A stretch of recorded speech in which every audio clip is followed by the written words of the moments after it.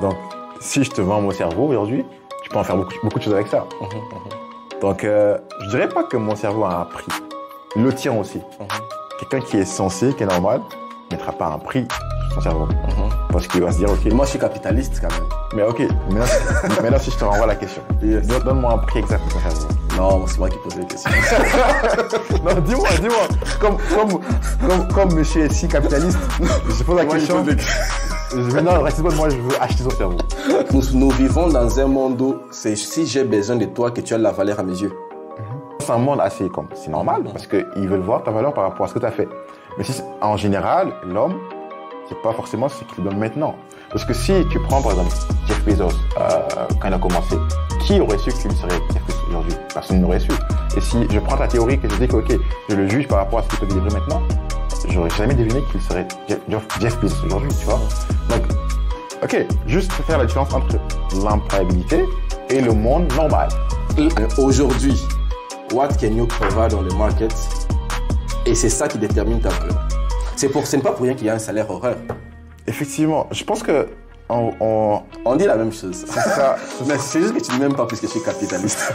I can feel it. Ce sera un long débat si on reste sur le côté capitaliste. Parce que pour toi, le capitalisme, c'est ce qui fait le monde. Peut-être que pour toi, c'est comme l'idéologie ou le dogme idéal. Non, c'est pas idéal. Mais ok, moi, je suis pas à 100% capitaliste comme toi parce que j'essaie de voir l'homme par rapport à sa valeur juste. Et pour moi... Quelle est la valeur juste de l'homme? Ok, donc la foi, croire en soi. Mais si tu es croyant, du coup, croire en Dieu aussi. Et quand tu parles de spiritualité, c'est pas tout le monde qui croit en Dieu. Mais pour ceux qui croient en Dieu, je pense que c'est important de confier ce qu'on a à Dieu. Parce que lui qui nous a créés, comme tu l'as dit, il connaît notre capacité, il connaît les portes qu'il nous ouvre aussi. Mais attention, il y a une chose que moi je suis contre. Salut tout le monde, j'espère que vous allez bien. Aujourd'hui, nous avons encore pour vous Jean-Baptiste. Salut Jean-Baptiste, ça va bien? Salut Ratisbonne, ça va très bien, merci et toi? Très bien en tout cas. Puis aujourd'hui, nous allons parler d'un sujet assez fascinant, puisque ça nous concerne nous deux. Aujourd'hui, on va un peu parler de nos débuts en entrepreneuriat, de tes débuts en entrepreneuriat. On sait que c'est une des périodes les plus difficiles dans la vie d'un entrepreneur, que de débuter quelque chose, de commencer quelque chose, que ce soit la phase avant de créer l'entreprise, la phase quand on commence vraiment à être dans l'entreprise, puis maintenant comment on gère ça par après. Donc aujourd'hui, quand même, on va faire un peu le tour par rapport à ça, peut-être aussi apprendre de nos expériences, apprendre de tes expériences, de mes expériences aussi, puis peut-être donner quelques conseils, entre guillemets, peut-être à quelqu'un qui est en train de nous suivre, qui voudrait aussi entreprendre. Pour aller directement au bout de l'histoire, BusyPlan, comment tu te lances dans BusyPlan? Alors, BusyPlan, c'est une continuité d'une entreprise que j'avais créée tout seul, de manière informelle, et ça s'appelait Hope University. Donc c'était un nom un peu compliqué, mais c'est un mix de Hope et puis Investment et opportunité aussi. Donc ça, j'ai commencé ça online sur Facebook. Ok. Et le but, c'est d'offrir des services de conseil en affaires à des gens qui voudraient se lancer dans le business et qui ne savent pas recommencer. Donc le but, c'est de donner des conseils et aussi donner des stratégies pour ceux qui ont déjà un business. Ok. Et ça, je le faisais quand je n'étais pas encore au Canada. Et après, quand je suis arrivé en 2021 au Canada, j'ai rencontré mon partenaire du coup dans un événement de réseautage. Et j'ai vu qu'on avait les mêmes visions. Et lui aussi, il avait une entreprise de conseil également. Ah, ok. Donc on s'est dit, ok, on est tous deux passionnés par l'Afrique, par les affaires, et on est dans le même domaine. Pourquoi pas se fusionner et puis créer une entreprise légale au Canada afin de bien faire les affaires ici. Donc c'était ça l'idée, et c'est de là que BusyPlan s'est né. Donc, ouais. Et qu'est-ce que BusyPlan, entre guillemets, amène comme solution, par exemple, sur les marchés? Qu'est-ce que vous avez remarqué comme problème ou peut-être comme déficit en termes de solutions? Puis vous vous êtes dit, bon, je pense qu'on a la solution, que notre offre correspond à ce qui manque dans les marchés, ou peut-être ce qui existe déjà dans les marchés, mais qui est peut-être servi de manière bizarre, entre guillemets. Puis nous, on va peut-être apporter une certaine innovation par rapport à ça. À quel besoin vous répondez sur les marchés actuellement? Excellente question. Je trouve que aujourd'hui, on a beaucoup de ressources sur YouTube où on a beaucoup d'ambitions entrepreneuriales. Donc les gens se disent que, ok, l'entrepreneuriat, c'est le moyen le plus facile de se faire de l'argent ou de devenir autonome, être mon propre boss, par exemple. Mais il n'y a pas vraiment de préparation pour ça. Et moi, je pense que pour qu'une chose soit bien faite, il faut qu'elle soit bien préparé à l'avance. Donc, BusyPlan, c'est là pour répondre aux besoins de la préparation des futurs entrepreneurs qui veulent se mettre en place dans le monde des affaires et créer un business. Ok. Donc, si ils ont une idée, la plupart, ok, ils ont une idée, mais ils ne savent pas forcément comment mettre en place les stratégies ou encore la planification, encore les plans marketing pour se lancer. Oui. Bon, ils viennent nous voir, ou encore l'aspect légal, par exemple. Ici, ils ne connaissent pas trop. Ils viennent nous voir et puis on commence par l'idéation, on essaie de questionner l'idée. Oui. On se demande est-ce que l'idée est viable, est-ce qu'elle va être rentable aussi, et puis est-ce que le marché cible qui a été visé, est-ce que c'est un bon marché?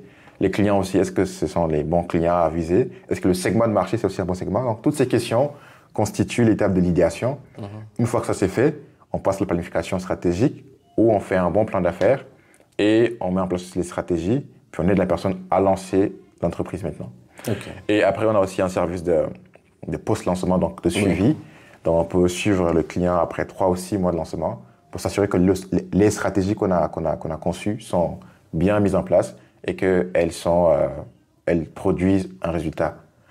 Et d'un côté aussi, pour quelqu'un qui a comme un business déjà, comme toi par exemple, et que tu sens que le business stagne ou il y a un problème avec une stratégie, tu viens nous voir. On fait un diagnostic de ton business aussi. On voit ce qui ne marche pas. Et avec ça, du coup, on va te proposer comme une nouvelle stratégie de lancement qu'on va aussi tester et t'accompagner durant le processus. Okay. Et dernier point aussi, ça c'est exclusivité. Bientôt, on va également lancer le segment de l'événementiel aussi parce qu'on a vu qu'à Ottawa, il y a beaucoup d'événements qui se passent et qu'il y a un marché qui est là. Mais souvent, c'est dur pour les gens de trouver tous les équipements qu'il faut pour faire un événement. Oh oui, pour les événements, oui. Ouais, la salle, les tables, les chaises, le projecteur, la photographie ou même des nouveautés d'animation, par exemple. Oui. Donc, c'est un besoin qui est là. Et puis, BusyPlan va y répondre encore. Et le lancement officiel de ce segment de marché sera fait d'ici la fin de l'année ou janvier ou plus tard. Ok, intéressant. Ouais, ça c'est un peu plus ou moins ce qu'on fait. Vous faites beaucoup de choses en même temps. Mais ça presque, c'est interlié de toutes les façons. Donc, commençons par l'idéation, par exemple. Qu'est-ce que tu as remarqué? Tu as quand même reçu beaucoup d'entrepreneurs ou beaucoup de gens peut-être qui voulaient se lancer dans les business. Qu'est-ce que tu as remarqué comme pattern, par exemple, ou même défaut, en termes dans ces processus-là? Juste un exemple pour être un peu plus concret. Il y a parfois des gens qui viennent ils sont déjà 100% de guillemets dans leur idée pour dire cette idée, ça va marcher, par exemple, ça va marcher. Puis vous demander, par exemple, est-ce que tu as fait une étude des marchés? La personne dit non. Est-ce que tu as peut-être fait un petit questionnaire juste dans ton entourage pour un peu savoir si les gens seraient prêts à payer quelque chose par rapport à ton service ou autre? Les gens généralement disent encore non. Qu'est-ce que tu as remarqué, par exemple, que la plupart des gens sont en train de surestimer dans cette étape-là d'idéalisation? Je suis en train de parler en anglais, oui. Et comment est-ce que toi, en tant que consultant, entre guillemets, tu arrives à les canaliser durant cette étape-là, par exemple? Ok, ça c'est encore une très bonne question. Moi, j'ai toujours été fasciné par les gens qui ont des idées parce qu'ils viennent de manière toute brute, là, et ils ont aussi comme cette flamme qui brûle en eux. Ils sont très innovants, très créatifs. Mais comment est-ce qu'on arrive à leur montrer la réalité des choses? C'est qu'on leur dit, c'est bien, tu as une bonne idée, qui est définitivement rentable aussi, mais on va la tester d'abord. Pour ne pas que tu dépenses beaucoup d'argent pour rien, on va essayer d'aller pas à pas, récolter les informations, faire un sondage, comme tu l'as dit, par exemple, ou aller faire une interview, ou sonder un peu les gens, qu'est-ce qu'ils vont dire par rapport à l'idée que j'ai. Une fois que ça c'est fait, les gens ils prennent conscience que l'idée qu'ils ont n'est pas une idée toute faite et qu'elle peut encore être modelée ou encore être peaufinée, par exemple. Et de là, du coup, quand tu leur dis que ça évitera une perte de ressources financières, ils sont beaucoup plus enclins à vouloir passer par l'étape de l'étude de marché afin de déterminer si l'idée va porter des fruits ou pas. Donc ça, c'est important. Et je dirais aussi que une fois que tu as les résultats également des recherches qui sont là devant eux, ils se disent « Ok, finalement, c'est pas aussi parfait que je le pensais. Parce qu'il faudra que je fasse ci, je fasse ça. » Les gens, surtout, à qui tu vas vendre ton produit ou ton service, il faut que tu répondes à un problème qui est là. C'est pas toi, tu te dis « Oh, je pense à telle idée, c'est rentable, du coup, je vais me faire de l'argent comme ça. » Non, il faut toujours prendre en compte la loi de l'offre et de la demande. Donc, c'est ça. Intéressant. Et toi, par rapport d'ailleurs à ta propre entreprise, BusyPlan, j'étais sûrement surexcité avec ton partenaire d'affaires lorsque vous êtes mis ensemble pour dire, OK, on va faire ça, on va faire ça. Quelles sont les erreurs, entre guillemets, que vous avez commises au début? OK. Moi, j'ai évité le piège de se lancer sans consulter le besoin sur place parce que, comme je t'ai dit, j'ai commencé déjà en ligne, sur Facebook, tout seul. Donc ça, c'était pour moi l'étude de marché qui est là. Ouais. Donc aller un peu sonder les gens, voir un peu à quoi ils pensent, comment est-ce qu'ils répondent par rapport à l'offre de mes services, par exemple. Et j'ai vu qu'il y avait effectivement de l'intérêt. Donc j'ai aussi eu des clients quand je travaillais tout seul. Donc ça m'a motivé à vouloir faire plus. Bon, c'est pas comme si en se fusionnant avec mon partenaire et en créant un petit plan, on est venu de nulle part et puis on a tout créé. Il y avait déjà comme une base qui était là. Et puis, on a vu qu'il y avait un besoin. Et après, c'est le travail pour ajuster. Parce que tu peux te lancer, mais quand tu te lances, tu n'as pas encore une base de clientèle, tu n'as pas un réseau, personne ne te connaît, tu n'as pas une réputation. Et il te faut les ressources pour mettre en place les plans. Parce que planifier, c'est quelque chose, mais maintenant, exécuter, c'est la plus importante. Oui. C'est ça. Matt, je vais encore me répéter. Vas-y. Où est-ce que vous avez échoué lorsque vous étiez en train de vous lancer? Très bonne question. Où est-ce qu'on a échoué quand on essaie de se lancer? Alors, échouer, ça c'est quand même un mot très, très fort. C'est fort. Ouais. Notre lancement, honnêtement, ça a été smooth. Hein. Ça a été comme simple. Il n'y a pas eu d'échec pour le lancement. Parce qu'on était tous deux déterminés à amener cette entreprise. En plus, vous avez déjà des expériences à côté, tout ça. Voilà. Donc, je dirais que je ne parlerai pas d'échec à notre lancement parce qu'on a fait nos preuves en 2 ans, on a fait beaucoup de choses. Et je pense que c'était plus comme la détermination qu'on avait, le travail qu'on a mis en place qui a aidé à ce qu'on puisse arriver là où on est arrivé. Et ça a demandé beaucoup de travail, beaucoup de sacrifices aussi. Et il fallait aussi prendre en conscience comme l'objectif qu'on a. On se dit, OK, on veut commencer, personne ne nous connaît. Personne ne connaît BusyPlans. Comment on fera pour faire à ce que les gens puissent nous connaître et que les clients puissent venir nous voir? Parce que c'est bien beau de comme, se dire, OK, je suis entrepreneur, tu mets sur LinkedIn ou tu crées ta page Instagram, mais qu'est-ce qui fait que quelqu'un vient checker ta page? Qu'est-ce qui fait que quelqu'un vient t'écrire pour dire, OK, pour demander un service. Voilà. Donc là, du coup, c'est ça le gros lot du travail. Et ça a demandé à ce qu'on soit beaucoup plus présent sur les réseaux, par exemple, qu'on participe à des événements en présentiel, qu'on partage nos cartes d'affaires, nos cartes de visite, si tu veux, et que, on se fasse un nom dans la capitale. Donc, c'est ça. Apparemment, tout était smooth. Ouais, non. Honnêtement, il n'y a pas eu d'échec pour lui. Si tu veux, il y a eu des difficultés après le lancement, mais pas pendant le lancement. Je pense que vous allez plus aider sur vos expériences aussi antérieures, du fait que vous étiez presque même dans les mêmes secteurs de toutes les façons. Ça a rendu un peu les choses plus faciles. C'est ça. Donc, ça ne veut pas dire que c'est parce qu'on était très fort, mais surtout parce qu'on a déjà fait un travail préalable au début. Et c'est ce travail préalable qui a permis à ce qu'on ait eu un lancement facile, je veux dire. OK. Et après les lancements? Après le lancement, du coup, c'est là où il faudra apprendre à fusionner 2 partenaires, parce que quand tu as un partenaire, t'es pas seul, tu dois consulter l'autre aussi, comme vous mettez ensemble vos compétences, vos caractères, vos connaissances aussi. Donc, du coup, c'était apprendre à travailler ensemble, à décider ensemble. Parce que quand tu es seul, c'est facile de se dire, OK, j'ai une idée, mais quand tu es avec quelqu'un, il faut que tu prouves que ton idée est bonne. Il faut que tu arrives à convaincre l'autre que ton idée est bonne pour que vous puissiez aller dans la même direction. Parce que si dans un business, il y a des partenaires et que les deux ont des avis différents, l'entreprise ne pourra pas marcher. Il faut toujours travailler ensemble. Et on a su quand même mettre en place cette fusion-là. Ça a pris un peu de temps, ça a pris beaucoup de travail, beaucoup d'efforts de compréhension, d'efforts de soutien mutuel aussi pour y arriver. Et l'exemple parfait qui a démontré qu'on a quand même su bien se comprendre, c'est que en novembre 2022, on avait organisé un événement. C'était le plus grand qu'on ait organisé. Et les tarifs des tickets étaient quand même chers. Parce que les tickets coûtaient $75. C'est pas donné quand même. $75. Et notre clientèle, ou encore notre audience cible, c'était les étudiants, encore les jeunes passionnés par l'entrepreneuriat. Alors, on a quand même pu avoir comme les grosses têtes, les têtes d'affiche pour l'événement. Maintenant, il fallait qu'on convainque les jeunes que ça vaut le coup de payer le prix. Et voilà, c'est là où c'est stressant de faire un événement. Et plus l'événement a une grande envergure, plus le stress augmente. Le stress augmente, oui. Parce qu'il faut payer la salle, il faut la bouffe, il faut aussi s'assurer qu'il n'y ait pas de perte aussi. Donc, se demander comment on fait pour arriver à notre seuil de rentabilité pour ne pas faire de perte. Tu vois, donc ça demandait beaucoup de travail, d'équipe, et ça montrait à quel point on était quand même assez soudés pour se soutenir et mettre en place l'événement. Donc, ouais, je pense que c'était ça le plus difficile dans notre parcours, comme on travaille ensemble, mais on est arrivé à surmonter ça.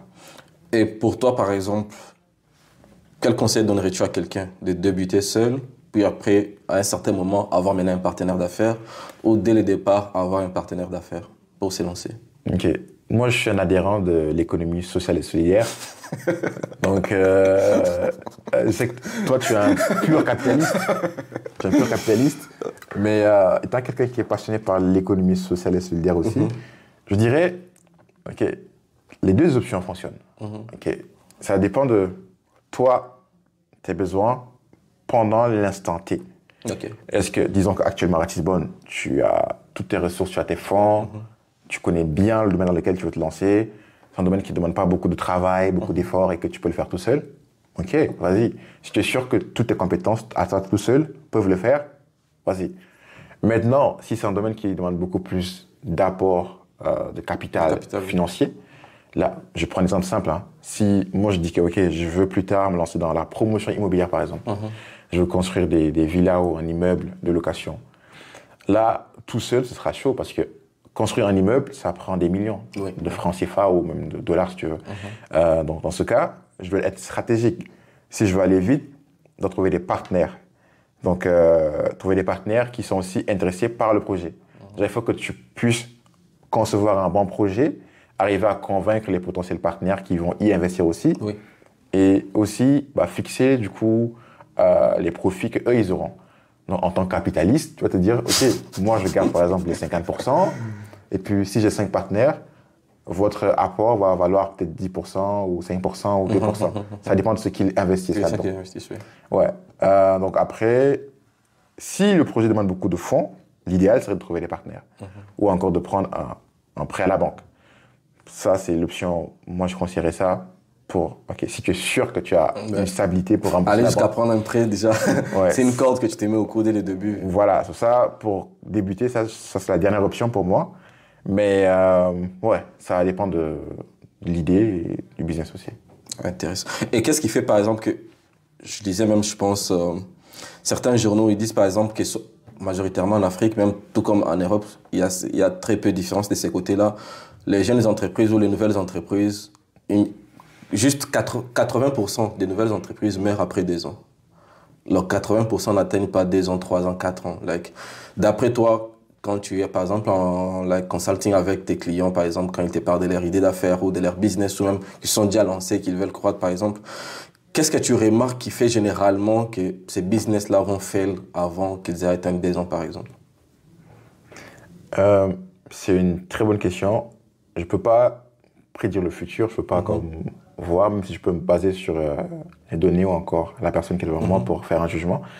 Mais je dirais que l'exemple parfait que j'ai eu pendant mon parcours de consultant, c'est une dame qui est aussi immigrante ici au Canada. Et son idée, c'est de créer un restaurant avec son mari. Donc, on l'a aidé avec le plan d'affaires qu'on a mis en place. Et la différence, c'est qu'elle était très motivée par cette idée-là. Ça fait longtemps qu'elle la concevait. Donc, du coup, en travaillant avec elle, j'ai remarqué qu'il y avait une forte abnégation, une forte détermination, un fort courage pour concrétiser son idée. Et jusqu'au point où elle a cherché à acheter comme un endroit pour faire le restaurant. Il y avait une sorte de petit immeuble qui était là. Et puis elle a dû l'acheter, sûrement avec un prêt, je ne sais pas comment, mais en tout cas, elle a acheté l'endroit, elle a rénové, pour en faire le restaurant. Et ça, c'était inspirant pour moi aussi.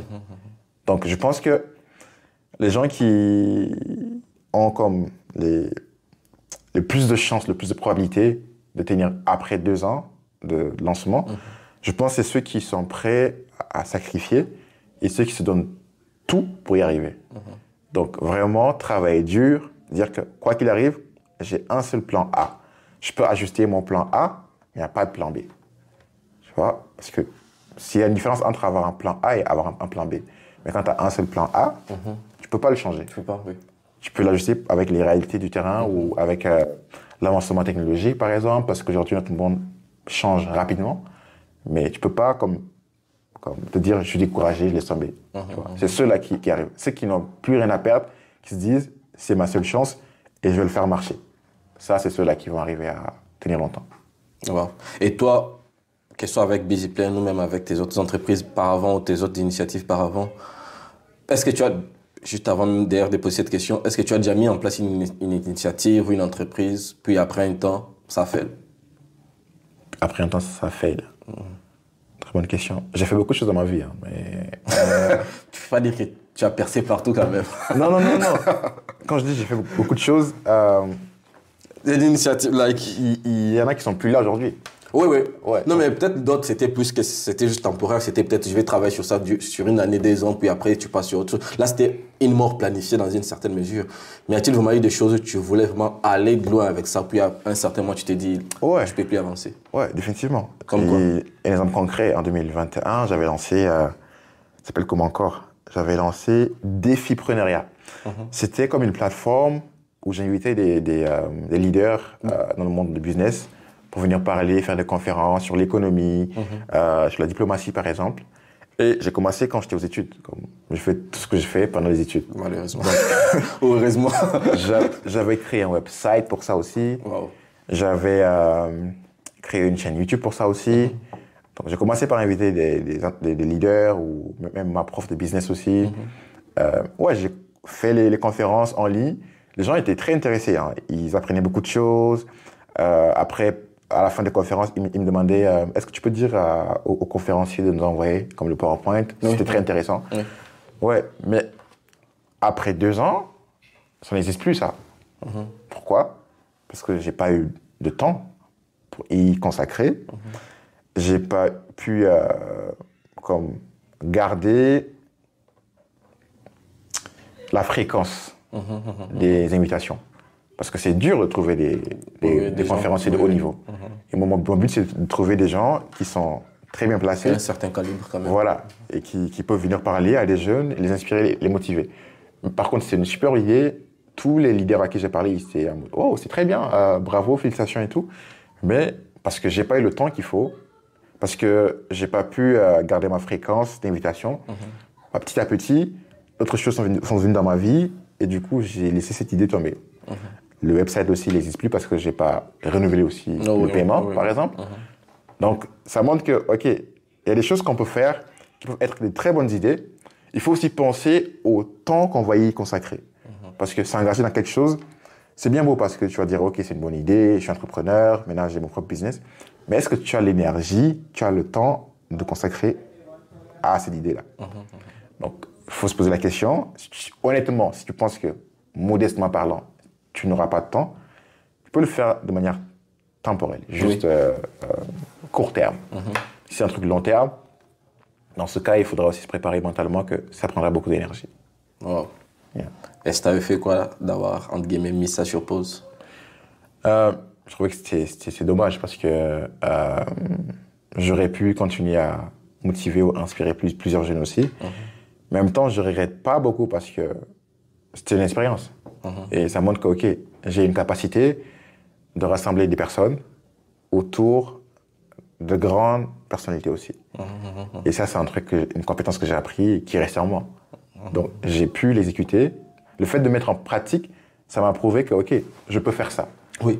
Donc, si je le fais à petite échelle, je peux aussi le faire à grande échelle. Oui. Donc, c'est pas une perte. OK, moi, j'ai cette mentalité.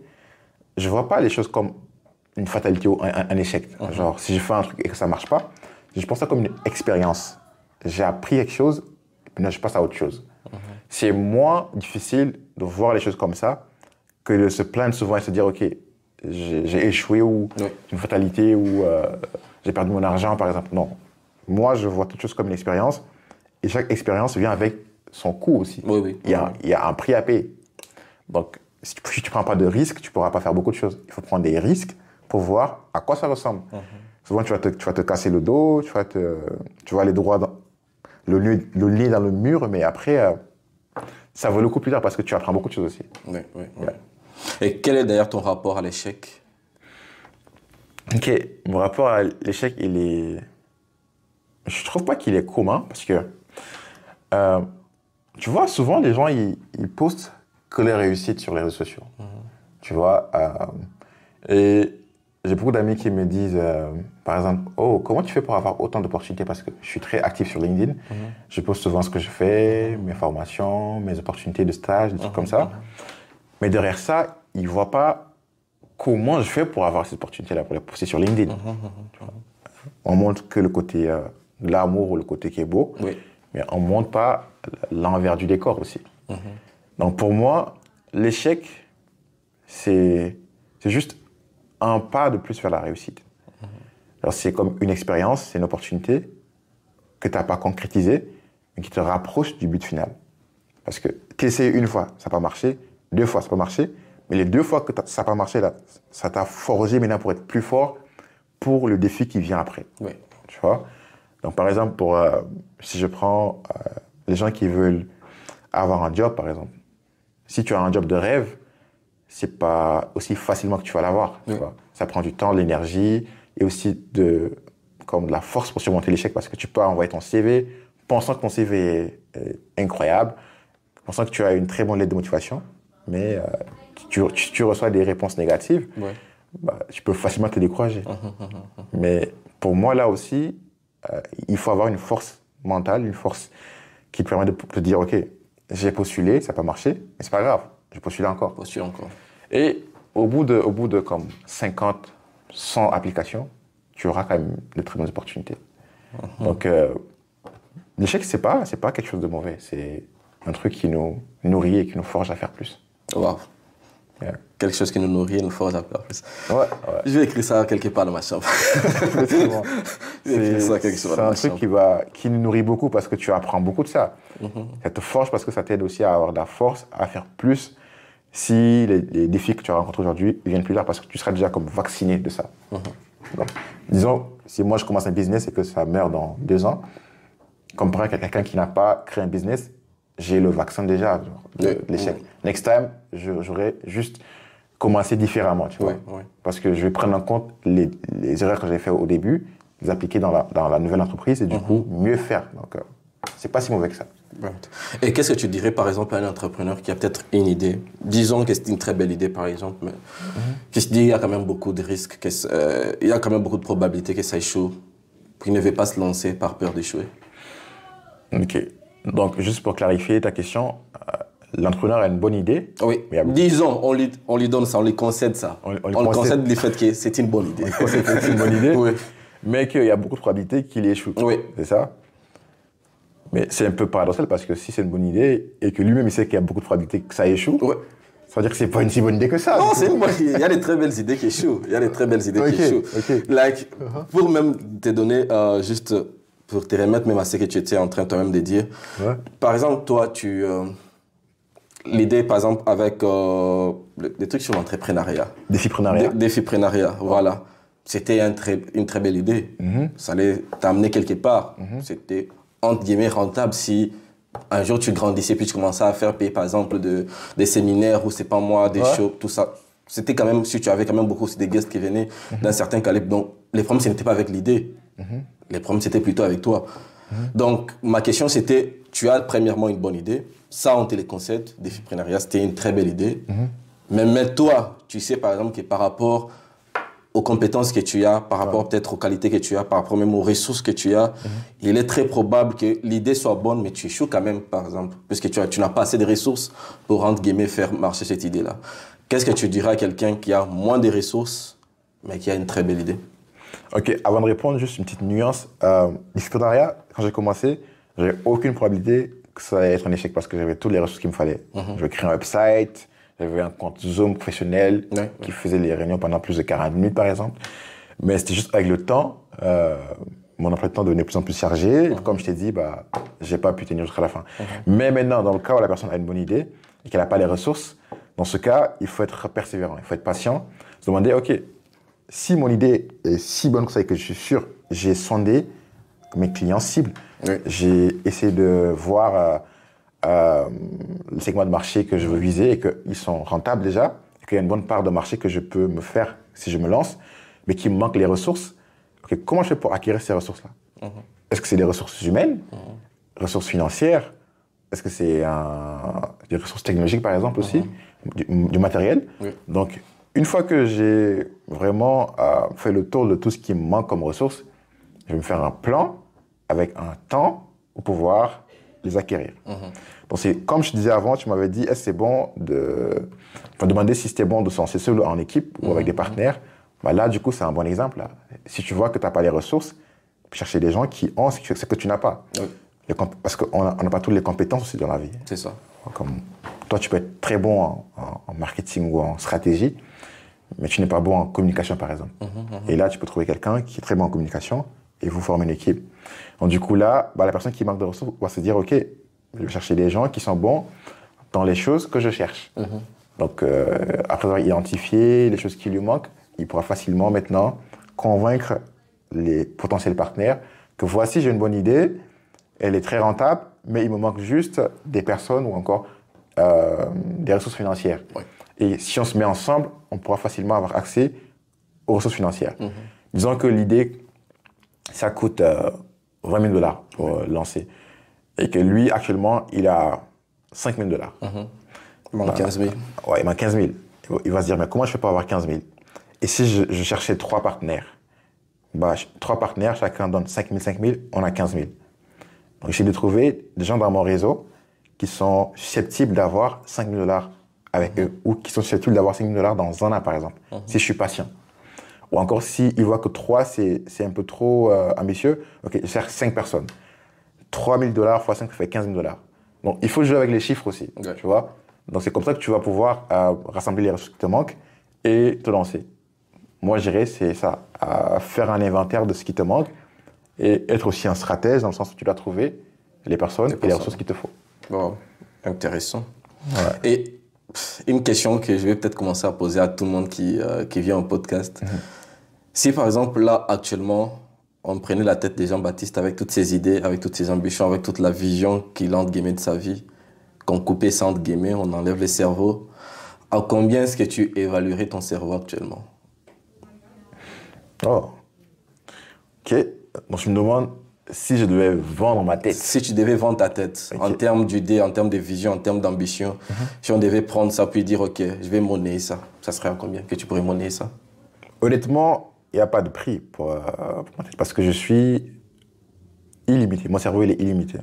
Comme la quantité d'idées que j'ai eues depuis ma naissance jusqu'à aujourd'hui, il y en a beaucoup. Il y en a beaucoup qui sont restées mortes dans la tête. Il y en a beaucoup qui ont disparu. Et il y en a beaucoup encore qui sont en train de venir. Donc, si je te vends mon cerveau aujourd'hui, tu peux en faire beaucoup de choses avec ça. Donc, je dirais pas que mon cerveau a un prix. Le tien aussi. Quelqu'un qui est sensé, qui est normal, ne mettra pas un prix sur son cerveau. Parce qu'il va se dire, OK. Mais moi, je suis capitaliste quand même. Mais OK, maintenant si je te renvoie la question. Donne-moi un prix exact de ton cerveau. Non, c'est moi qui pose les questions. Non, dis-moi. Comme monsieur est si capitaliste, je pose la question. Maintenant, moi, je veux acheter son cerveau. Non, mais actuellement, si tu veux acheter...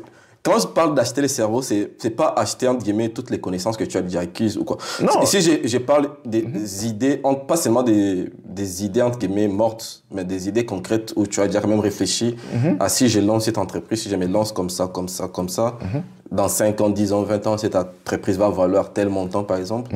Et là, tu es juste en train de vendre les futurs au présent, dans une certaine mesure. Ou tu sais que ça va valoir 50 milliards dans 10 ans, mais tu préfères vendre ça à 30 milliards aujourd'hui, par exemple. OK. Ouais. Donc, maintenant... That's the question I was asking you, man. Prends tout ce que tu as cité là, plus tout ce que tu as appris depuis ta naissance jusqu'à maintenant. Et maintenant, vends-moi ton cerveau. Tu mets quel prix dessus? Actuellement, je voudrais vendre mon cerveau avec toutes les idées que j'ai déjà d'entreprise ou même d'initiatives qui sont dans ma tête. Je suis aux alentours actuellement, sincèrement, des 70 milliards de dollars. C'est pas beaucoup, mais je suis aux alentours des 70. Ok. C'est pas beaucoup. Mais je suis aux alentours des 70. Moi, je pense que c'est quand même très peu compris. Oui, c'est très peu compris. Ici, je ne parle pas juste des idées, entre guillemets, vagues d'entreprise que j'ai dans la tête. Sinon, tout le monde pourrait dire, OK, moi, je vais faire une entreprise dans le domaine spatial ou dans l'intelligence artificielle. Ici, je parle des idées où moi-même, je sais qu'avec les compétences que j'ai actuellement, les ressources que j'ai actuellement, si jamais je me lançais, si jamais j'entrais en partenariat avec Jean-Baptiste ou avec telle ou telle autre personne, je pourrais créer ces entreprises-là sans avoir encore à aller demander des conseils ou quoi. J'ai déjà structuré ça dans ma tête. Ok. Pas des idées juste. Sinon, tout le monde pourrait dire non, ma tête vaut 1000 milliards, mais je pense pas, puisque ce n'est pas tout le monde qui meurt milliardaire. Moi encore millionnaire. Ok. Et c'est pourquoi je pense, une fois, je faisais toujours. J'étais en train de causer avec notre directeur d'agence Akin, de Nyumbako. On faisait la différence entre le fait d'avoir des ambitions et avoir une vision. Et on disait que les ambitions sont illimitées, généralement, dans le sens où tout le monde veut devenir riche. Tout le monde va avoir la plus belle maison, la plus belle voiture, la plus belle montre, les plus beaux enfants. Tout le monde, dans une certaine mesure. L'ambition, tout le monde. Tu n'as pas de limites. Mais par contre, une vision, pour avoir une vision, c'est quelque chose d'un peu plus structuré. Les ambitions ne sont pas structurées. J'ai juste envie d'une voiture. Mais la vision, c'est, OK, je vais par exemple créer une banque. Tu ne peux pas juste t'arrêter là. Tu dois nous dire comment. Tu dois faire un plan. Tu dois avoir une étude des marchés, comme on était en train de dire. Tu dois structurer ton idée. Donc, c'est pourquoi moi je dis, techniquement, je suis à 70 milliards actuellement. Pourquoi? Puisque c'est le maximum que j'ai déjà structuré. Ok, donc c'est pas ton cerveau que tu vends, ce sont les idées que tu as maintenant conçues dans ta tête, qui sont pas encore mises en place, qui valent 70 milliards. Non, c'est mon cerveau. Parce que la valeur de mon cerveau, entre guillemets, actuellement, équivaut à la valeur des choses que je peux, entre guillemets, mettre, entre guillemets, que je peux donner à la société actuellement, puis qui ont de la valeur, pas juste des ambitions que j'ai dans la tête. Ok, justement, tu me dis que c'est des choses que tu as déjà structurées dans la tête, oui. C'est déjà conçu dans la tête. Oui. Donc, en gros, tu peux mettre ça sur un papier, non? Ce que tu as. Oui. Donc, Et si tu mets sur un papier, c'est des idées que tu mets de manière concrète sur un papier et qui restent qu'à être exécutées. Oui. Donc, c'est pas ton cerveau, parce que c'est juste ton cerveau qui a conçu l'idée, ta vision, toute la structure. Donc, tu vends tes ambitions qui sont structurées en termes de vision et qui sont prêtes à être exécutées. C'est ça qui valent 70 milliards si elles sont exécutées de la bonne manière, de la manière adéquate. Donc, en gros, c'est pas le cerveau. C'est le cerveau. Attends, le cerveau vaut plus que ça. Si moi, je te dis, Ratisbo, ça fait 10 ans que je travaille sur une vision, je veux créer 15 entreprises dans 15 pays d'Afrique, et voici un plan très bien détaillé, des bonnes stratégies, il me faut juste l'argent, les personnes qu'il faut, et si on voit encore dans 20 ans, cette idée que j'ai, cette vision que j'ai, ça peut valoir 200 milliards, par exemple. Ça ne veut pas dire que je vends mon cerveau. C'est que mon cerveau a conçu les idées, la vision, mais ce n'est pas lui que je vends. C'est juste ce qu'il a conçu.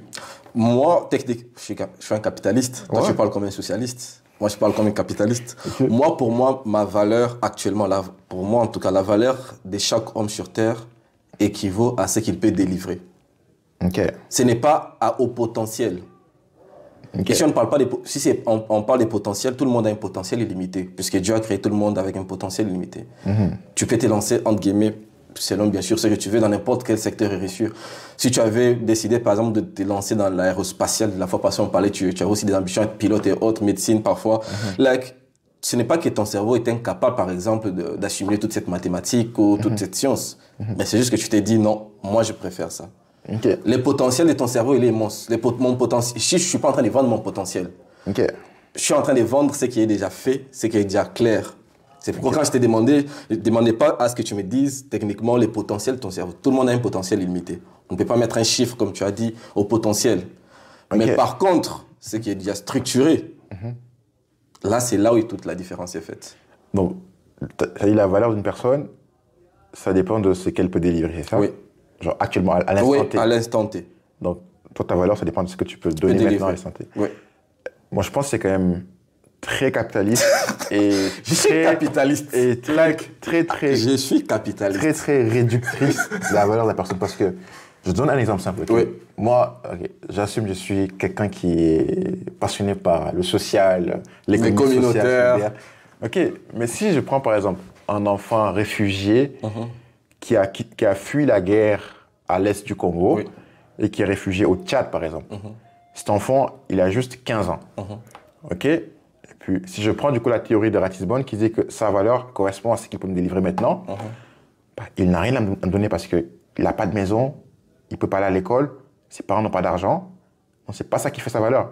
Mais si je vois son potentiel, cet enfant-là, je peux l'aider à devenir quelqu'un de grand. Donc, son potentiel, on peut l'exploiter et le rendre quelqu'un de grand, tu vois. Si je prends l'enfant ou tous les réfugiés à l'est du Congo, je dis, OK, toi, tu veux ça, tu veux ça, tu veux ça. C'est très réducteur, ça. Parce que non, tu ne sais pas ce qu'il peut devenir. Ici, nous sommes en train de pas. Et c'est pourquoi j'ai fait le distinguo entre les potentiels. Les potentiels, comme je dis, que ce soit cet enfant-là qui vient de l'Est du Congo, qui n'a peut-être pas eu l'occasion d'étudier, l'opportunité d'étudier. Ici, nous sommes dans un monde capitaliste. Cet enfant-là, par exemple, si tu l'amènes, que ce soit pour faire un stage ou que ce soit dans une entreprise, quand je vais te donner un exemple simple. Moi, par exemple, j'ai des entreprises. Actuellement, nous sommes à, je pense, si je ne me trompe pas, nous sommes à 11 employés. Quand j'ai fait les recrutements, je ne recrute pas sur seulement les potentiels. Les potentiels, je les considère aussi. Je ne recrute pas sur les potentiels. Ça, je sais. Qu'est-ce que tu peux, à l'instant T, me délivrer? Bien sûr que je veux aussi anticiper les potentiels pour dire, je pense que cette personne, si on les forme dans tel ou tel autre secteur, elle peut nous aider encore à croître dans tel ou tel domaine. En tant que chef d'entreprise, je dois considérer ça. Mais sur l'instant T, tu ne peux pas venir me dire, en tant que chef d'entreprise, durant l'entretien, je n'ai pas encore telle compétence ou telle capacité, mais si tu me formes, si tu me mets dans telles conditions, je pourrais réussir. Là, je suis en train de miser sur quelque chose qui n'existe pas. C'est pourquoi moi, je me limite au côté un peu capitaliste de l'histoire. Pour dire, bien sûr, l'enfant a les potentiels. Que soit, j'essaie de voir la valeur à l'instant T. Mais la valeur dans le sens où, qu'est-ce que tu peux me vendre en tant que service ou en tant que connaissance ou en tant que des compétences qui peuvent être monnaie dans les marchés. C'est ça. Mais le capitalisme n'est pas comme l'unité de mesure qui détermine la valeur de quelqu'un. Non, ici, on ne parle pas de la valeur de quelqu'un. Par exemple, mais tu juste un exemple. Attends, je vais t'expliquer. Attends, je vais t'expliquer. Tu m'as dit, la valeur de la personne dépend de ce qu'elle peut délivrer à l'instant T. À l'instant T. Mais c'est pas ça qui fait la valeur de quelqu'un. Ici, on parle de la valeur de ce que la personne peut délivrer à l'instant T. Par exemple, en ce qui concerne, si tu es dans une société, si tu es dans une communauté, c'est que tu peux délivrer à l'instant T. Dans nos sociétés, pour ne pas... Enlevons même les côtés capitalistes. Tu vois, même dans les villages, en Afrique, par exemple, dans les villages, ton niveau social, puisque là, les gens n'allaient pas à l'université, ce n'était pas défini par si tu as fait des grandes études ou tu as un master, ce n'était pas défini par l'éducation comme on les conçoit actuellement. C'était défini par est-ce que tu es un bon chasseur? Est-ce que tu peux faire l'agriculture de manière assez, tu sais vraiment faire l'agriculture comme tel? C'était plus ta valeur dans la société, c'était plus parce que qui était inné en toi dans une certaine mesure. Bien sûr que tu pouvais affiner ça ou des choses comme ça, mais c'est que tu pouvais directement donner sur les champs. Donc, c'est pour moi, je suis en train de dire, et j'aimerais vraiment que les gens évitent, peut-être si je dis ça parce que je suis capitaliste, que Dieu m'en pardonne, mais j'aimerais réellement que les gens comprennent que techniquement, nous vivons dans un monde où c'est si j'ai besoin de toi que tu as de la valeur à mes yeux.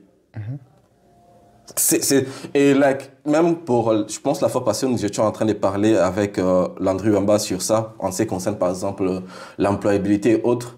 Un employeur ne t'emploie pas puisqu'il devait te payer. Toi, récemment, monsieur va débuter un stage chez Avocats sans frontières. Avocats sans frontières. Tu n'étais pas le seul applicant. Tu n'étais pas le seul qui avait un potentiel. Mais lors de ton entretien, on t'a considéré sur tes expériences passées, par exemple, mais aussi sur la manière dont, en ces moments-là, tu as performé durant ton entretien. Et on peut bien dire que tu as une très grande valeur, tu as des très bonnes expériences, mais si tu n'avais pas performé à ces moments X ou Y à ton entretien, pour l'employeur qui veut t'employer, par exemple, ta valeur ne correspond pas à ce qu'il attend. Ok, je pense qu'il faut qu'on fasse la différence entre la valeur dans le monde de l'emploi, parce que je vois que Moi, je reste dans le monde capitaliste. Tu tends plus dans le monde capitaliste. Si on parle dans l'homme de manière générale, je ne vais pas aller débattre de ces côtés-là. Voilà, mais la valeur d'un homme ou d'un enfant ou d'une femme, ça se limite pas qu'à ce qu'elle peut t'offrir maintenant, à l'instant T. Maintenant, si on prend le monde de l'emploi, bien sûr qu'un employeur, il va demander qu'est-ce que tu veux, tes études, par exemple, tes expériences. Ça, c'est un monde, c'est normal de demander ça parce que il y a une description du job. Oui. Il y a des connaissances, des compétences, des expériences qui sont requises, comme les prérequis. Et l'employeur s'attend à ce que tu puisses remplir tous ces prérequis-là. Ça, c'est un monde assez comme, c'est normal parce qu'ils veulent voir ta valeur par rapport à ce que tu as fait. Mais en général, l'homme, c'est pas forcément ce qu'il donne maintenant. Parce que si tu prends, par exemple, Jeff Bezos, quand il a commencé, qui aurait su qu'il serait Jeff Bezos aujourd'hui? Personne n'aurait su. Et si je prends ta théorie que je dis que, OK, je le juge par rapport à ce qu'il peut délivrer maintenant, j'aurais jamais deviné qu'il serait Jeff Bezos aujourd'hui, tu vois. Donc, OK, juste faire la différence entre l'employabilité et le monde normal. Attends, les mondes... Quand on parle ici du monde normal, je vais juste être aussi clair comme tu essaies de clarifier. Ici, je ne suis pas en train de parler de la valeur intrinsèque de l'homme. Pour dire, la valeur intrinsèque de l'homme, c'est limite s'il sait parler français ou anglais ou sait, je sais pas moi, manier Excel ou quoi. Je suis pas en train de parler de la valeur intrinsèque de l'homme de cette façon-là. Je suis chrétien, je connais la valeur de l'homme. C'est à l'image de son créateur. On n'est pas de ces côtés-là. Okay. Ici, nous sommes dans le monde capitaliste. Le capitalisme, ici, nous sommes en train de parler du marché. Okay. Je te vends, tu achètes. Okay. Ici, c'est la demande et l'offre. Et dans le monde capitaliste, qu'on le veuille ou non, que ce soit au Canada, aux États-Unis, même beaucoup de pays en Afrique, c'est le capitalisme qui règne. Et même en Chine actuellement, c'est le capitalisme qui commence vraiment à régner aussi dans une certaine mesure. Donc, dans un monde capitaliste dans lequel nous sommes, la valeur de l'homme, elle est déterminée par c'est juste un exemple, par exemple. Quand on évalue Apple ou Amazon à 1000 milliards, à 700 milliards, à 2000 milliards, ce n'est pas qu'Amazon fait un chiffre d'affaires de 7 milliards. Ce n'est pas qu'Amazon, entre guillemets, a des connaissances ou quoi, qui vaut littéralement parfois ces montants-là. Mais on anticipe sur une période. Pour dire, par exemple, on sait que sur 20 ans, 50 ans, Amazon va croître de cette façon. S'il faut alors vendre Amazon aujourd'hui en prédisant son avenir, c'est ça sa valeur aujourd'hui. La valeur de l'homme maintenant, ce n'est pas... Là, c'est pour les entreprises, mais pour l'homme, c'est différent. Pour l'homme, c'est aujourd'hui. Sans me parler de ce que non, dans 2 ans, je vais faire un master, j'aurai encore plus de connaissances. Dans 3 ans, je vais encore m'améliorer dans tel secteur ou tel autre secteur. Je vais encore avoir plus de valeur. Mais aujourd'hui, what can you provide on the market? Et c'est ça qui détermine ta valeur. Ce n'est pas pour rien qu'il y a un salaire horaire. Effectivement, je pense que on dit la même chose. C'est ça. Mais c'est juste que tu ne m'aimes pas puisque je suis capitaliste. I can feel it. Ce sera un long débat si on reste sur le côté capitaliste. Parce que pour toi, le capitalisme, c'est ce qui fait le monde. Peut-être que pour toi, c'est comme l'idéologie ou le dogme idéal. Non, c'est pas idéal. Mais... OK, moi, je ne suis pas à 100% capitaliste comme toi parce que j'essaie de voir l'homme par rapport à sa valeur juste. Et pour moi... Quelle est la valeur juste de l'homme?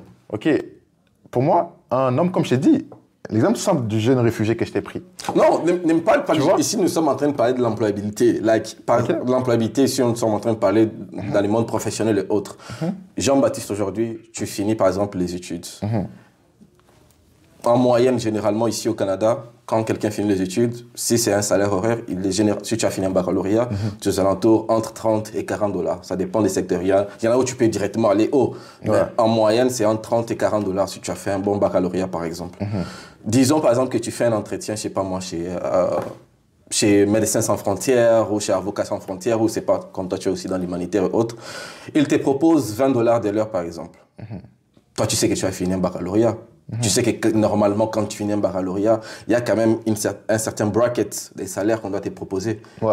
Est-ce que tu vas accepter cela? Tu sais que ta valeur, normalement, dans les marchés, c'est entre 30 et 40, mais on te propose 20. OK, soyons comme réaliste.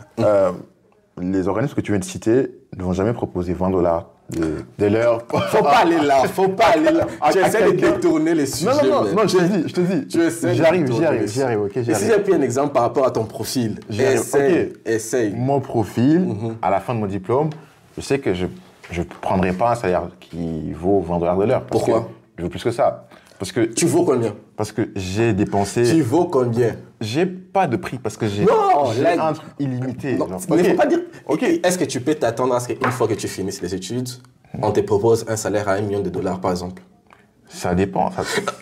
Non, soyons réalistes. Mais soyons réalistes. Ici, on n'est pas ici dans un monde illimité des possibilités. Mais en fait, Ratisbonne, ce que tu comprends pas, c'est que moi, je ne me vois pas être dans ce monde capitaliste. Non. Toi, tu es à 100%. En fait, Non, mais tu ne peux pas sortir du monde. Ok. C'est ça les problèmes. Ok. Nous sommes dans ces mondes capitalistes. ouais. Mais tu peux quand même l'utiliser pour arriver à de bonnes fins. Tu vois, genre. Pour ta question, si je veux combien, c'est clair que j'ai investi de l'argent. Mes parents ont payé de l'argent pour que je puisse étudier. Je me suis sacrifié pour faire des expériences, des stages, ou comme l'entreprise, par exemple. Donc, par rapport à tout ce que j'ai fait, c'est avec ça que je peux négocier mon salaire. Et ça, c'est normal. C'est comme les bases des ressources humaines. Oui. C'est ce qu'ils font. Et je te contredis pas sur ce point-là. J'ai pas contredit ton point de vue par rapport à la valeur de la personne dans le monde capitaliste. C'est normal, c'est normal. Parce que c'est un monde féroce. Ok? Les gens, sûr que oui. ils te veulent parce qu'ils voient en toi un truc que tu as et qu'ils veulent avoir. C'est normal, c'est logique. C'est le monde dans lequel on est. Mais il n'y a pas que ce monde dans lequel on est. Mais moi, je parle de ces mondes-là. Je ne dis pas qu'il n'y a pas un autre monde. Moi, je parle de ces mondes-là. Justement, mais Je comprends qu'il y ait aussi un autre monde. voilà, je veux juste apporter la nuance parce que là, on parle à des gens. Non, ici, on n'est pas là pour apporter la nuance. Il ne faut pas l'écouter. Ici, Il ne faut pas qu'on leur fasse croire qu'il n'y a que le monde capitaliste qui existe. Il n'y a pas que ça, les gars, ok? mais le problème, c'est qu'ils vivent dans un monde capitaliste. Effectivement. Mais Même, ce n'est pas puisque tu refuses, entre guillemets, que la pesanteur existe, que tu ne vas pas vivre ses conséquences. j'ai pas dit que je ne vis pas dans ce monde-là. Je suis dedans Oui. aussi. Mais sauf qu'il y a des gens qui ont quand même d'autres aspirations, Comme quoi? qui ont quand même d'autres... Comme je t'ai dit au début, moi je suis passionné par l'économie sociale et solidaire. Bon, je mets l'homme au milieu de tout. Tandis que quelqu'un qui est comme toi, qui est capitaliste, il met le profit, l'argent, avant tout. Non, Tandis que moi, c'est pas ça le capitalisme. c'est l'homme d'abord. C'est d'abord l'humain. C'est pas ça le qui est capitalisme. ma priorité, tu vois. Vous définissez mal les capitalismes, c'est pourquoi vous n'aimez pas les capitalismes. Alors que le monsieur. capitalisme, c'est d'abord, qu'est-ce que j'ai? Qu'est-ce que ça vaut? Quel est l'intérêt que je vais avoir? Quel est le chiffre d'affaires qu'on va avoir? Mais il n'y a pas que ça, parce que à la fin de la journée, c'est l'homme qui fait marcher l'entreprise. Donc il faut aussi le considérer, lui, pas que l'argent. Parce qu'aujourd'hui, toi, disons que tu as un bon taf, tu es directeur à Amazon, par exemple, et qu'un truc se passe, je ne te souhaite pas, mais si un truc se passe et que tu ne peux plus te mouvoir, et que tu ne peux plus faire ton job, en 2 semaines, on a quelqu'un d'autre à ta place. Bien sûr que oui, c'est ça les Donc capitalismes. c'est vite fait là, tu vois. Il y a pas de oh Ratisbonne, il peut plus se mouvoir. D'ailleurs, tu meurs mince plus de jours alors. après, on affiche déjà les postes. C'est vite fait, tu vois. Donc, quand tu penses à ça, tu te demandes mais est-ce que cette course là à l'argent que je fais depuis ma naissance, est-ce que ça vaut vraiment la peine? Est-ce que moi je compte? Est-ce que c'est la seule manière dont l'humain doit être considéré dans ce monde? Est-ce que c'est tout ce qu'on vaut? Non, mais là, Tu vois? ici, comme je t'ai dit au départ, Ouais. nous ne sommes pas en train de parler de la valeur intrinsèque de l'homme. Ok. Cette valeur-là, elle est liée à son créateur. Du Je fait sais. que l'homme, il a l'image de son créateur, du coup, l'homme a la valeur que son créateur lui donne. Et là, on ne fait pas un débat sur la valeur intrinsèque de l'homme. Ok. Ici, on fait un débat sur la valeur dans le marché. Mais non, moi, j'ai pas parlé des créateurs encore. C'est toi qui, c'est toi qui amène le débat religieux là-dedans. Non, non, ça c'est même pas un débat religieux. Là, si on jump in encore, c'est Non, non, là, c'est pas un débat religieux. Moi, je suis en train de dire quoi? Moi, je pense que l'homme a été créé. On peut parler d'évolution, si tu veux parler d'évolution, I don't care. Mais moi, je sais que l'homme a été créé. Et la valeur de la créature, c'est le créateur qui détermine. Dieu a déterminé ta valeur, ma valeur, la valeur de tout un chacun. Et ma valeur est liée à ma mission. Ce n'est pas puisque nous avons des missions différentes que j'ai moins de valeurs que toi. Il y a des gens, par exemple, leur mission, par exemple, Dieu les a créés pour rester dans un village, aider, par exemple, les enfants ont peut-être donné naissance.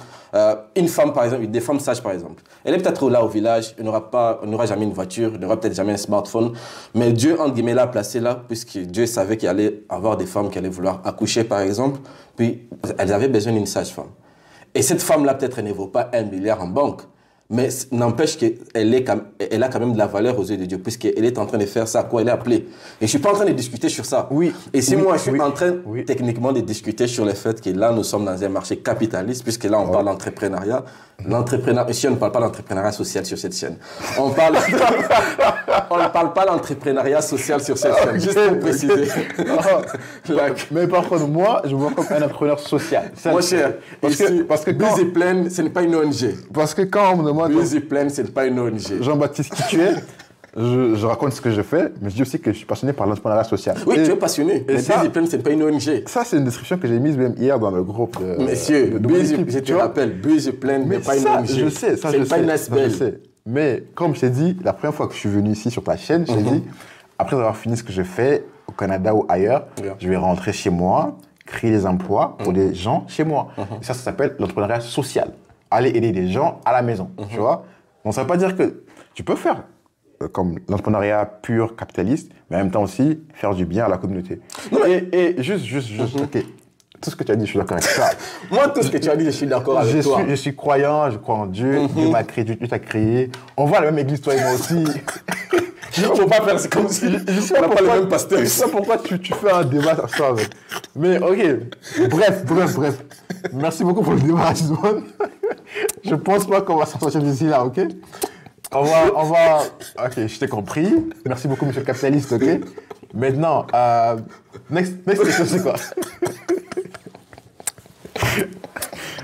Oh là là. Donc, non, mais... dis-moi. Ce qui est clair, en tout cas, nous sommes d'accord sur tous les points. C'est juste qu'apparemment, on n'arrive pas à se comprendre, ou c'est plus que tu es socialiste et moi capitaliste. Mais je pense, dans les fonds, on est correct. Dans les fonds, on est correct. Non, je pense que le seul problème, c'est que, ok, toi, tu as 100% dans ta vision capitaliste. Non, je ne suis pas 100% dans ça. Tu ne sais pas de voir la valeur intrinsèque, comme tu le dis, ou encore la valeur sociale de l'homme, ce qu'il peut apporter à la communauté ou encore à son pays, en tant que personne. Toi, tu vois plus ce qu'il peut apporter sur le marché. Oui, donc, si moi je parle du marché, je me limite au marché. Je pense que c'est ça la différence. Et moi, je veux pas que les gens qui nous suivent, ils se limitent qu'au marché. Parce que on a plus que ça. Il n'y a pas que le marché. Oui, mais ça, on va dire ça dans un autre épisode. Dans cet épisode, on se limite au marché. Et si on parle de ta valeur dans les marchés. Parce qu'en revenant même, en guillemets, sur l'entrepreneuriat, par exemple, et la création d'entreprises, il faut bien que, quand toi, d'ailleurs, tu es consultant, tu causes avec beaucoup de monde qui viennent avec des idées et autres. Beaucoup de gens t'approchent, par exemple, pour parler de leurs idées d'entreprise et autres. Quand toi, tu es en train de juger, entre guillemets, de la valeur d'une entreprise ou d'une idée, par exemple, c'est sa valeur par rapport au marché. Ouais, ça, je suis d'accord. L'idée, par exemple, que la personne... L'idée, elle peut être belle, mais en fin de compte, tu vas dire, bon, par rapport au marché, quand même l'idée, elle est belle, mais je ne pense pas que l'idée va tenir dans le marché. Il y a beaucoup de belles idées qui ne vont jamais réussir, entre guillemets, dans le monde, quoi, ici. Dans le monde, en tout cas, des entreprises. C'est pas toutes les belles idées qui marchent, entre guillemets. Ouais, c'est pas tout ce qui perce dans une certaine mesure. Effectivement. Je suis d'accord avec toi, nous sommes d'accord, mon cher, on part à la même église. Faut pas faire semblant. Faut pas faire semblant. Mais bon, aujourd'hui, on a parlé, entre guillemets, de comment on débute, par exemple. Puis tu as donné aussi, par exemple, tes débuts. Tu as, entre guillemets, montré aussi certains trucs que les gens doivent éviter quand ils débutent, par exemple.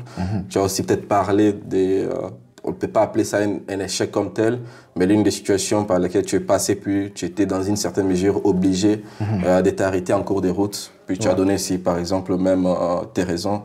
Mais pour quelqu'un qui veut entreprendre, ici, sur cette chaîne, on parle d'entrepreneuriat, pas social, d'entrepreneuriat tout court d'abord, des mindsets et des spiritualités. Pour quelqu'un qui veut entreprendre. Je vais maintenant te poser une question, entre guillemets, qui n'a rien à voir avec les débats qu'on a eus précédemment.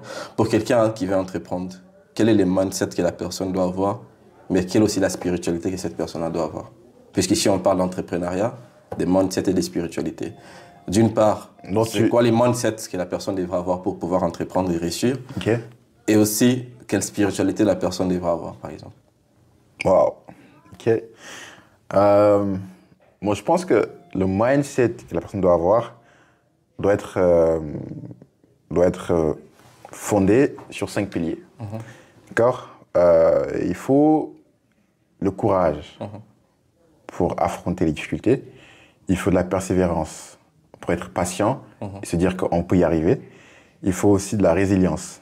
Lorsque les choses ne vont pas se passer comme prévu, lorsqu'il y aura l'échec, il faut être résilient pour se relever, se dire que ce n'est pas fini, que je peux encore faire mieux. Il faut aussi avoir une vision. Se dire, OK, actuellement, j'ai que telles ressources avec moi. Mais plus tard, je me vois multiplier la valeur de mon entreprise par 10 fois 100 ou... Peu importe. Ça prend de la vision. Et comme tu l'as dit, la vision doit être structurée. Donc, c'est de l'ambition, mais plus structurée et avec beaucoup de d'optimisme aussi. Oui. Et aussi, cinquième chose, je pense qu'il faut aussi qu'il y ait de la foi là-dedans. Donc la foi, croire en soi, mais si tu es croyant du coup, croire en Dieu aussi.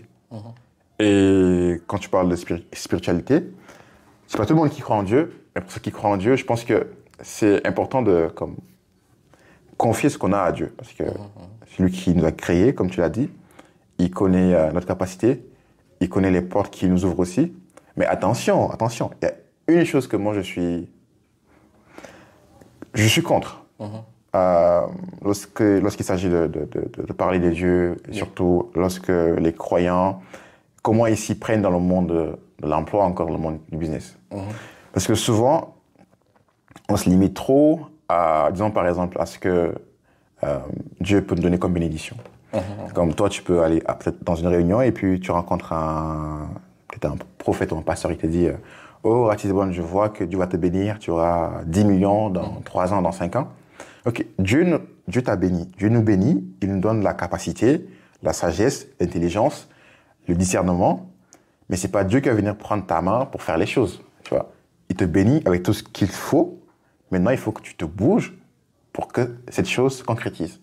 Donc, utiliser la sagesse, le discernement et l'intelligence que Dieu a donné à tout le monde pour maintenant faire des choses qui peuvent aider les autres, pour répondre à un besoin. Dieu n'est pas contre le fait de se faire de l'argent. Oui. Donc, il ne faut pas comme se dormir et puis se dire, OK, oui, le pasteur m'a dit que je vais avoir telle voiture, tel montant dans telle année, donc du coup, je vais juste me coucher comme ça tombera du ciel. Non, ça ne va pas tomber du ciel, croire en Dieu, mais surtout travailler, se bouger pour avoir ce qu'on veut. Wow. Je pense d'abord se mettre au travail et Dieu fera le reste aussi. Donc, croire en Dieu, mais pas être paresseux dans la croyance. Et je ne crois pas que Dieu aime les gens qui sont paresseux, quoi. Moi, mon livre préféré de la Bible, c'est Proverbes. Donc, la sagesse. Ouais, c'est un livre très, très, très bien. Un peu de sommeil et la pauvreté te surprendra. Voilà. et aussi, il faut essayer plusieurs choses. Ouais. Il y a un verset aussi, je ne me rappelle plus du chapitre de Proverbes, mais il y a un verset qui dit il faut diversifier tes semences parce que tu ne sais pas laquelle va donner du fruit. Tu vois. Donc, faire aussi plusieurs choses, prendre des risques, c'est important. Et ouais, croire en Dieu. Parce que je pense que les gens qui ont la foi en Dieu, ils ont une certaine force qui les aide à avancer. Tu vois. Quand c'est difficile, quand c'est dur, quand ils ne voient pas la fin du tunnel, ils disent « Ok, j'ai mon Dieu qui est là-haut, il veille sur moi, et si lui, il est pour moi, personne ne sera contre moi. » Donc, Philippiens 4,13 par exemple, je peux tout faire par Dieu qui me fortifie. Donc, c'est ça. Intéressant. Je pense que c'était une belle façon de conclure, en tout cas, cet épisode. On a failli se battre. Effectivement. On a failli se battre. Heureusement que nous sommes dans la même église, on a des limites. Ouais. Mais c'était une belle façon de conclure. Puis, je pense, même en parlant des Philippiens, il y a la semaine passée, le dimanche passé, nous étions en train de prier, puis il y a, parce que là on parle de spiritualité à la fin, là qu'on était en train de prier, puis il y a un verset qui m'est venu à la tête, puis je suis allé checker, je me suis rappelé qu'il y avait aussi un homme là, un prédicateur qui avait prêché sur ça une fois. C'est, je pense, dans le livre, je pense, si je ne me trompe pas, c'est Ephésiens 3, je ne me trompe pas. Ephésiens 3, où la Bible dit « Ah, c'est lui qui peut faire, par la puissance qui agit en nous, infiniment au-delà de ce que nous pouvons penser ou demander. » Et au-delà juste du verset qui a rebondi dans ma tête, c'est comme une question qu'on m'avait posée en ce moment-là. C'est comme si, entre guillemets, Dieu me demandait à quoi tu penses et qu'est-ce que tu demandes que si jamais je faisais au-delà de ça, tu serais surpris. C'est comme si le niveau de l'exaucement de Dieu était aussi lié, entre guillemets, ou les miracles de Dieu étaient liés aussi au niveau où je mettais ma foi. Si pour moi, les miracles, entre guillemets, c'est que Dieu me donne $3 par jour, juste un exemple. Si Dieu me donne $4, je serais surpris. C'est ça. Puisqu'il a fait infiniment au-delà de ce que je pense. Définitivement. Si aussi ta pensée, ton mindset, puisque si on parle de mindset sur cette chaîne, si aussi ta pensée, ton mindset est déjà à un certain niveau, Dieu ne pourra pas faire bas. Si ton mindset est aller conquérir les nations, que ce soit dans l'entrepreneuriat social comme tu es en train de faire pour dire, OK, moi, je vais en tout cas aller créer des écoles dans toutes les communautés, par exemple, dans mon pays, aller créer des hôpitaux, par exemple. Dieu, il est impossible que Dieu fasse plus bas que ça. Ouais, ouais, ouais. Puisque ta pensée, elle est déjà à un certain niveau. Ce que tu demandes, c'est déjà à un certain niveau. Alors que sa promesse, c'est de faire infiniment au-delà de ce que tu peux penser ou demander. C'est peut-être ça le mot de la fin, un peu de spiritualité. On va commencer à le faire un peu plus souvent. Effectivement. Mais moi, ça m'a encore plus motivé dans l'optique de je dois vraiment plus structurer ma pensée. Ouais. Quand Dieu me donne une idée maintenant, je vais directement, je la structure. Je vois ce que j'ai qui peut déjà m'aider à accomplir cela. Ce que je n'ai pas, je le mets déjà sur papier. Je sais directement que peut-être ici c'est un problème de finances, mais qu'est-ce que je peux créer comme entreprise maintenant qui peut facilement me générer des revenus pour pouvoir toujours arriver à mettre en place ce que Dieu ici est en train de me donner comme vision, comme mission dans une certaine mesure. Okay. Et, c'est un peu ça en tout cas. En tout cas, c'est un très beau mot de la fin aussi de ton côté. Oui, définitivement. Que Dieu vous bénisse. Que Dieu bénisse notre frère Jean-Baptiste. Puis c'était ça pour nous aujourd'hui. Je ne sais pas si tu avais quelque chose d'autre à dire. Non, je trouvais que c'était un très bel épisode. On a abordé beaucoup de sujets, on a fait un bon débat. Dieu merci, on est dans la même église. Ça a limité beaucoup de casses. Effectivement. Mais oui, j'espère que les gens qui nous suivent, ils auront appris beaucoup de choses et qu'ils vont trouver ça aussi assez instructif. Et ouais, que Dieu fasse le travail qu'il veut que cet épisode apporte dans leur vie aussi. Donc ouais. Merci. Je t'en prie, Ratisbonne.